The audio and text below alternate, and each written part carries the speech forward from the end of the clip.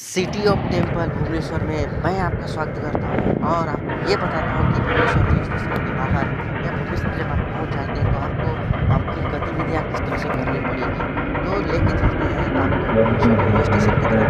अभी हम लोग इसी वे में हैं जिस तरफ से रेलवे स्टेशन जाती है। तो हम लोग चलते हैं, आपको ये चीज़ बताते हैं कि जब आप भुवनेश्वर रेलवे स्टेशन में उतरते हैं या भुवनेश्वर में कहीं पर आप आते हैं या भुवनेश्वर से आप कहीं जाते हैं तो आपको क्या-क्या चीज़ करना पड़ेगा और क्या-क्या चीज़ आप फ़ॉलो कर सकते हैं। तो हमने ये जो दृश्य दिखा रहा है आपको, ये जो दृश्य हम लोग दिखा रहे हैं, ये सिटी ऑफ टेम्पल भुवनेश्वर की ये मेन गेट रेलवे स्टेशन के गेट नंबर 1 की ओर जाने वाला इशारा करता है।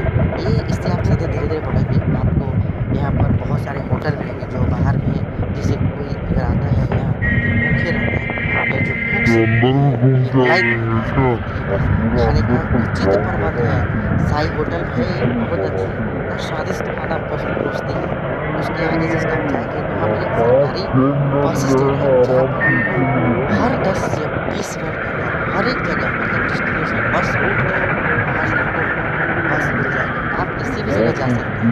उसके बाद अगर आप बढ़ेंगे तो फिर जब मैं एंट्री करूँगा इसके सामने ही आपको 3 तरह की चीज़ें मिलेंगी। बहुत सारी चीज़ें हैं, इनमें से 3 बेहतरीन चीज़ मैं आपको बता रहा हूँ। पहला है, एक है स्मार्ट बाज़ार जो रेलवे स्टेशन के बहुत नज़दीक है। दूसरा है ड्रिंकिंग शॉप जो विज़िटर के लिए बहुत ही ज़रूरी है। तीसरा है उसके अगल-बगल तनिष्क का शोरूम है जहाँ पर ज्वेलरी का बड़ा मार्केट है। और ये 3 चीज़ उसके बाद और एक चीज़ मैं ऐड कर देना चाहता हूँ। उसके जस्ट आप जैसे अंदर घुसते हैं रेलवे स्टेशन के बगल में शानदार सुंदर होटल है, मतलब लग्ज़रियस होटल भी है, होटल भी है। और जब आप ये चीज़ देख लेते हैं तो आपको फ़ील हो जाता है कि भुवनेश्वर आने के लिए सिटी ऑफ टेम्पल है और सिटी ऑफ जॉय इसलिए बोले जाते हैं।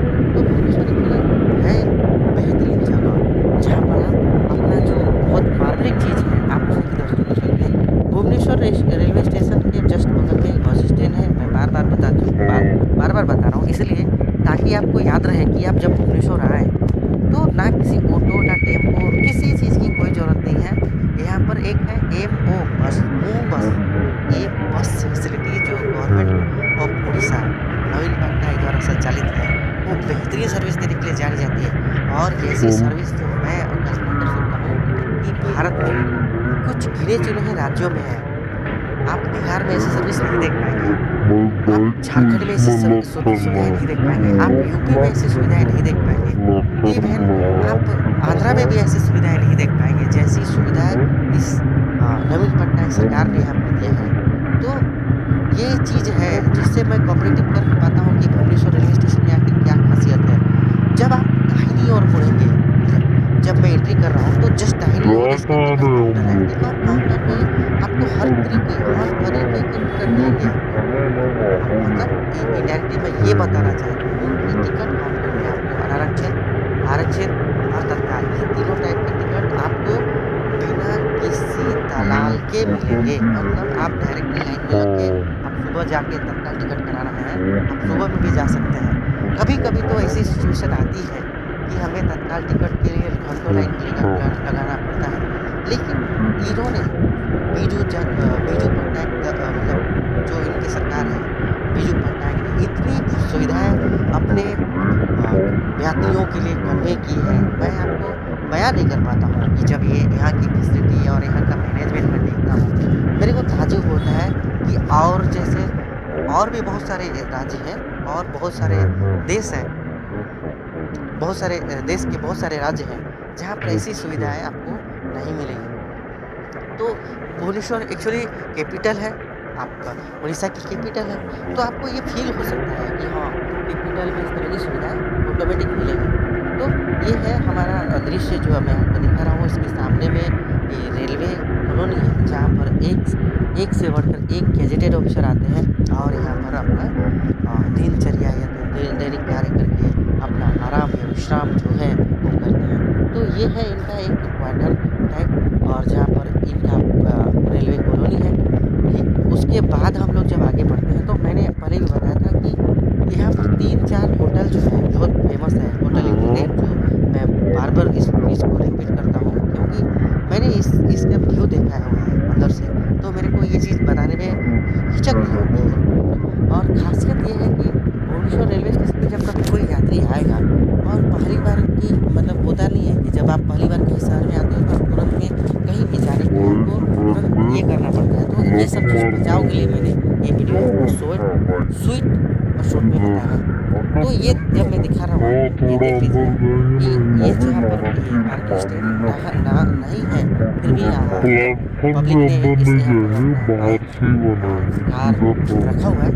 गवर्नमेंट इस पे ये जुर्माना फाइन नहीं करती है, लेकिन बशर्ते कभी कोई सिविल गजेटेड ऑफिसर आता है और यहाँ पर गाड़ी रोकता है तो फाइन लगेगा।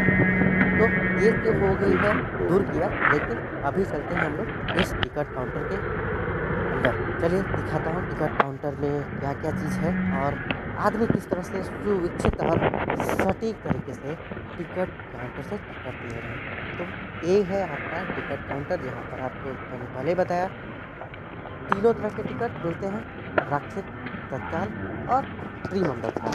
ये है इनका लोकेशन और ये है इसका वो घर टिकट घर। अब जब आप यहाँ पर एक चीज़ तो मैं बताने भूल गया कि अगर आपको प्लेटफ़ॉर्म टिकट लेना है तो यहाँ पर भी एक टिकट घर है। लेकिन अगर आप वहाँ पर टोकन के थ्रू कार्ड के थ्रू अगर तत्काल टिकट लेना चाहते हैं तो ये फैसिलिटी भी इस रेलवे स्टेशन पे मिलेगी, जो मेरे को लगता है रेयर ही मतलब भारत के कई ऐसे कोने हैं, कई ऐसे राज्य हैं जहाँ पर ये सुविधाएँ अभी तक अवेलेबल नहीं है। लेकिन यहाँ की सरकार इसमें सशक्त है और जानकारी भी देती है। तो ये है